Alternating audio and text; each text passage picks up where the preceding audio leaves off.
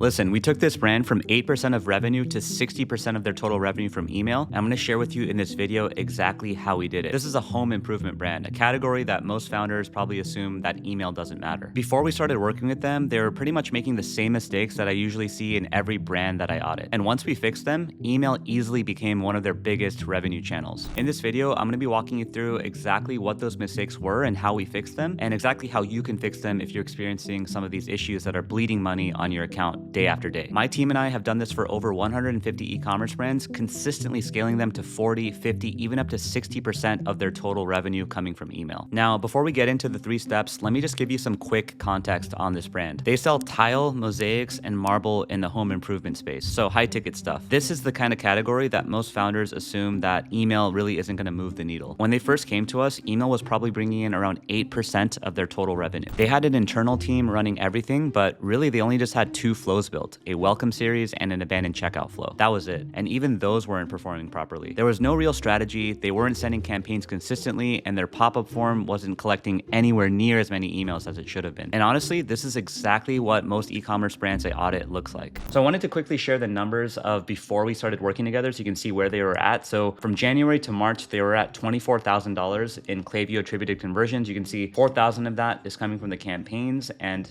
around 20,000 of that is coming from the flows. And if we look at the last 12 months, you can see here that we're at $634,000 in Klaviyo attributed conversions. So significantly higher. You can see the, every month has been very, very solid. You can see here total 47,000, 51,000, 66,000, so on and so forth. The campaigns in the last year have brought in $217,000 in revenue, and the flows have brought in $417,000 in revenue. So quite a significant difference since we started working together, and yeah, we're excited to keep pushing things as we go. So the first step was making sure that they're getting more people onto their email list, because you could have the best email marketing program in the world, the best flows, the best campaigns, but if no one's there to see it, then it doesn't really matter. So we wanted to do everything we can to generate more emails from the existing traffic that they were sending from the paid ads that they were running. And so this is a look at what their old pop-up used to look like, right? They had, their logo at the top, they had an image right here on the left, and they said, sign up to receive 5% off your first order and be the first to know about new releases, promotions, and more. There's a step for their first name, a step for their email, and then a question about, a trade customer and I'm a homeowner, and then the subscribe button. So a few things wrong with this pop-up that we revamped straight off the bat. First things first is, the length of copy on the pop-up, right?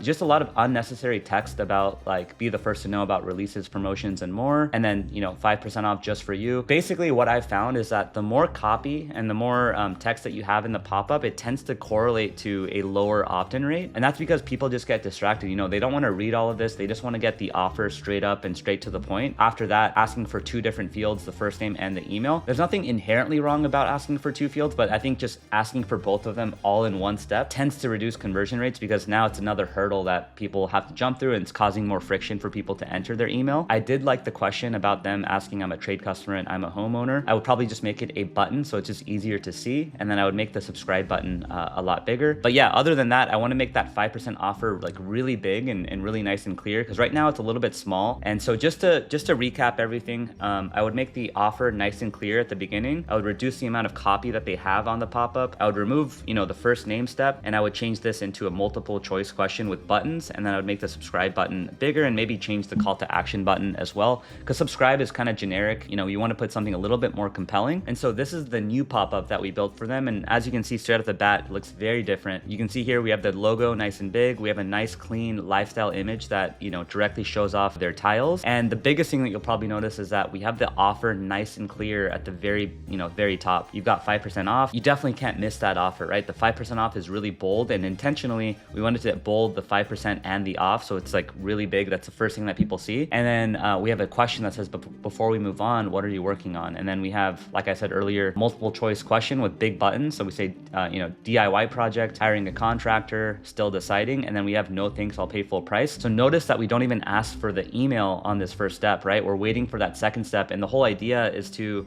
spark some interaction and spark some engagement prior to them giving us their email. So that way they're more likely to leave their email address with us. In the second step is where we ask for their email. So the second step is claim 5% off your first order. We have the email address text opt-in right here, and then we have the claim 5% off. And then next step is where we have the SMS opt-in, and then we have finally the success step. So We have multiple steps. Basically, each step is a micro commitment. So we want to get them to answer a question about what they're working on. And then once they answer the question, then we're going to ask them for their email. It's a little bit counterintuitive because, you know, it adds a little bit more friction. So you would think that the opt-in rate goes lower. But in fact, you know, we took their opt-in rates from 1% on their old pop-up to now 6 to 7% on this new pop-up, which is incredible. So yeah, if you have a brand, I highly recommend that you test this style of a pop-up. You know, ask a question that relates to their desires, their pain points, you know, who they're shopping for, whatever makes the most sense for your brand. And also another hidden benefit as well is that you can actually, depending on what they click, you can store that as a profile property on Klaviyo and then later use that information to then hyper target them within a flow or a campaign. And that's just going to help improve the relevancy of your emails and, you know, improve click-through rates, conversion rates, all that good stuff. So once their pop-up form was optimized and we started collecting way more emails, then the next step was to then revamp their welcome series, their abandoned checkout, and start layering in new flows that they didn't already have on their account, like the browse abandonment, the site abandonment, customer post-purchase, customer win-back, all that good stuff. You know, really the first thing that we found on their welcome series, you know, from what I remember when we worked together in the beginning, was that they were waiting around 15 to 20 minutes before delivering that first email when someone opts in. And that's a huge mistake because as soon as someone opts in is when you have the highest attention from them. And so, you know, waiting 15, 20, 30 minutes before delivering that first email, they're definitely going to forget about your brand. They might already be shopping with other people. You want to get in front of them immediately when their attention is at its highest peak. So we went ahead and reduced the time delay. They only had 3 emails in their welcome series as well. And in those 3 emails, they really weren't focusing on like the product education, the brand story, the founder story, that sort of thing. They were just kind of just only focusing on the discount over and over and over again. And then the other mistake that I saw too is that they were waiting like 2 or 3 days between each of the emails. And this is a, you know, mistake that I see with a lot of accounts that I audit. In their welcome series, they're waiting, you know, 2, 3, 4 days in between each of the emails. And again, not having enough emails as well. With the welcome series specifically, you really want to be a little bit more aggressive in the beginning because again, we really want to take advantage of that golden 6 to 7 day window where we can have that opportunity to not only deliver the discount, but educate, nurture people,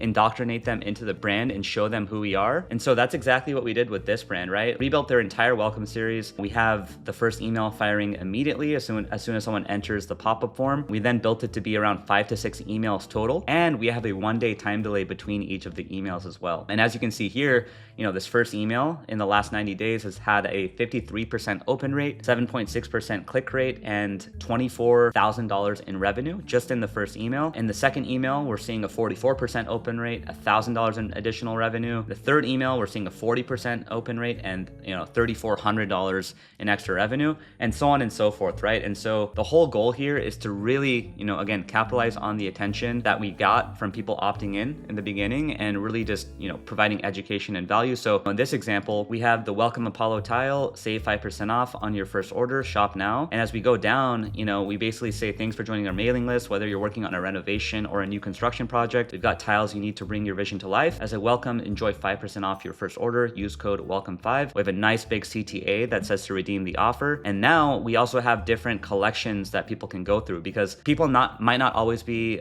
interested in one specific collection. So we want to showcase all the different collections that they have to offer. Some people might be interested in subway tiles. Some might be interested in ceramic tiles. Some might be interested in porcelain, bathroom, glass tile, peel and stick tile, etc. And they also have a pro member section as well. If someone is a contractor, designer, DIY enthusiast, architect, or interior designer, they can actually sign up to become a pro member for the brand and basically get, you know, deals and incentives on all orders. So there's like another CTA to apply here. But I would say this is a, you know, beautiful welcome email that basically highlights the offer, has a great hero image, has multiple CTAs, has different value props as well, like expedited shipping, 30 days return, exclusive pro membership, 24/7 support, and also, you know, going into the different collections that they offer as well is super important. By the way, if you want the full breakdown of how we structure each and every single one of these flows, click the link in the description down below to download my 126-page email marketing playbook where I break it all down. Now, the next thing I want to go over is their abandoned checkout. Just so you know, the welcome series and the abandoned checkout are usually going to be your top performing flows on your account. And specifically with this brand, the welcome series and the abandoned checkout were the only 2 flows that they had running, but it was just super suboptimal. That's why I wanted to go over these 2 flows in this video specifically. So with their abandoned checkout flow, one of the first things I noticed is that their behavioral trigger logic was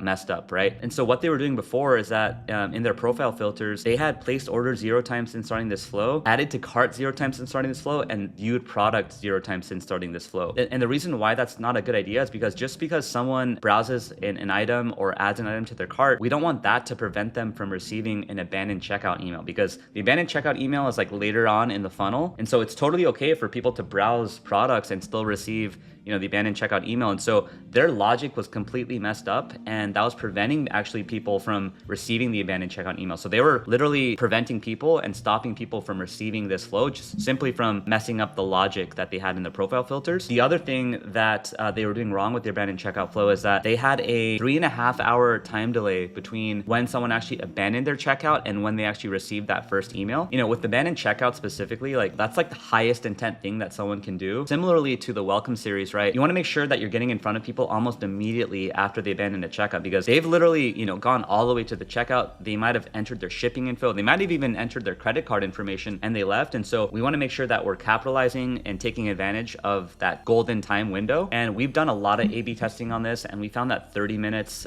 tends to outperform any other time delay. 30 minutes versus, you know, an hour versus an hour and a half versus 2 hours. This can vary from brand to brand. So I would, you know, if I were you, I would A/B test this across the board and see what works well for your brand. But in general, 30 minutes tends to be the top performance. So that's what we did for this brand. We changed the time delay to 30 minutes. And yeah, this first email has gotten a 30% open rate, $8,600 in revenue, and a 2.3% click rate. Even email number 2 has a 1.7% click rate and $5,000 in almost $5,000 in revenue. So we wanted to kind of continue building this out. I think they only had 2 emails here, and so we built this out to have 4 emails. The third email, the revenue is a little bit lower, but as we go down, we have email number 4 that's generated $8,600 in revenue. Again, this brand only had 2 emails in the abandoned checkout. Imagine if they just left it like that, and imagine if we never added this 3rd and 4th email, they'd be missing out on all of this additional revenue that could be coming in. That's the biggest thing that I noticed. So not just with the welcome series and the abandoned checkout flow, but brands just don't have enough emails within their flow. Usually they only have 1, 2, 3 emails in the flows. We've seen it, you know, to be very beneficial to kind of beef it out and build it out with more emails within the flow, but not just fluffy emails, like actual emails that deliver value and educate people about the brand and really build trust, you know, in order for them to actually convert. And I actually want to show you what this email flow looks like, because this is the flow that generated $8,600 in the last 90 days. This is the email number 4, by the way, and something that I always recommend if you watch any of my other content and my videos, one thing that I always preach is leveraging plain text emails within your flows. And you can see here, this simple email generated $8,600 in revenue. And you can see here, it just says, hey, and we have a dynamic first name personalization. We just wanted to remind you that the tiles you picked are still in your cart, and tonight is your last chance to get them with a 10% discount. Use code 10cart at checkout before the deal expires. If you're still on the fence, no worries. You can order a sample first to see it in person. That way you can feel the texture, check the color in your space, and make sure it's the one. And we have a CTA that links directly back to their checkout. And then we say best, the Apollo Tile team. So look how simple this email is, right? We're not saying anything fancy. It's just a simple black and white text, kind of like you're writing an email to a friend. You're just hitting the compose button on Gmail. You know, these are the type of results that you're able to see just from sending a simple email like this. Like I say in my other videos, it cuts through the noise in a busy inbox with all the other emails that other brands are sending. Someone receives a plain text email from your brand, they legitimately think that, you know, the founder is writing or the team is writing an email directly to them. They're gonna be a lot more likely to respond. They're gonna be a lot more engaged. And plain text HTML-based emails tend to have better deliverability. So you're gonna have a higher chance of landing that email in the primary inbox versus the promotions or the spam. So with the core flows running in the background, the next step was layering in campaigns, because flows can only take you so far on their own. Campaigns are what actually drive weekly revenue and give you a real shot with building a real relationship with your list. And so what this brand was doing when we first started working with them is that they were sending a campaign maybe once a week. And a lot of the campaigns that they were sending were sent out to their entire master list, which is everyone on Klaviyo, every single profile on Klaviyo. And they were sending a bunch of promotions. So every single campaign had a discount code or a sale. And they thought that that was the only way to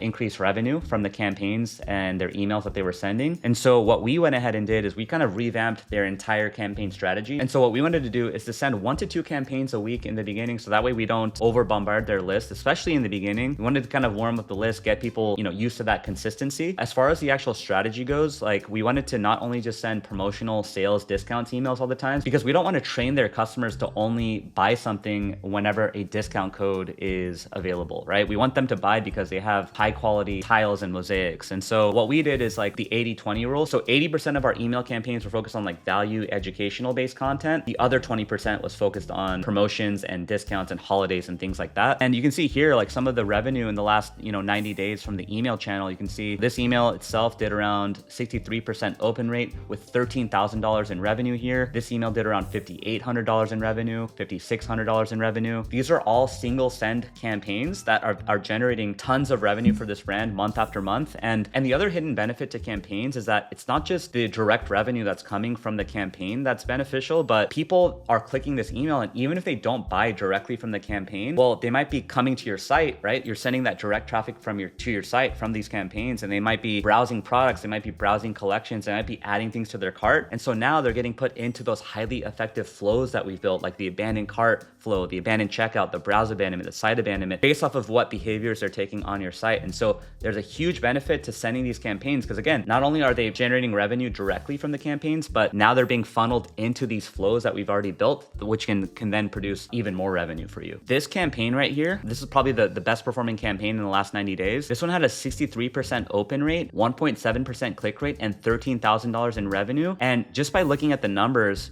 most people would think that this would be like a promotional offer where we'd have like a discount code or something. Otherwise, it wouldn't be possible to get this revenue. But looking at this campaign, basically this entire email is around how to clean shower tiles without damaging the finish. So thinking about using vinegar or heavy bleach on your shower tile, pause for a second. While some tiles handle tough cleaners easily, acidic products can permanently etch natural stone. So basically it just goes into like education around how to take care of these tiles and like the background behind them. We put together a quick guide covering the absolute do's and don'ts for cleaning shower tiles safely. The only CTA is read the blog right here. So this links to a blog article on their website, and then we have the shop shower tile bestsellers, different bestsellers that they have on their site, so we can link people directly to their product pages. And then we have a collection page at the bottom that says shop all shower tiles. So again, this is a purely educational email that links to a blog article, not a sale or discounted email at all. And so I also wanted to show you this campaign as well. This one did a 63% open rate and $5,800 in revenue. And if we look at this campaign, this email is about 3 tile styles you cannot go wrong with. And it has a CTA at the very top that says define your style. Really nice hero image at the top. Choosing a tile can feel overwhelming. With thousands of options available, it's easy to get stuck wondering where to start. To make it simple, we narrowed it down to 3 timeless styles that work beautifully in almost any space. And then we dive into education around the different styles of tiles. So the classic subway tile,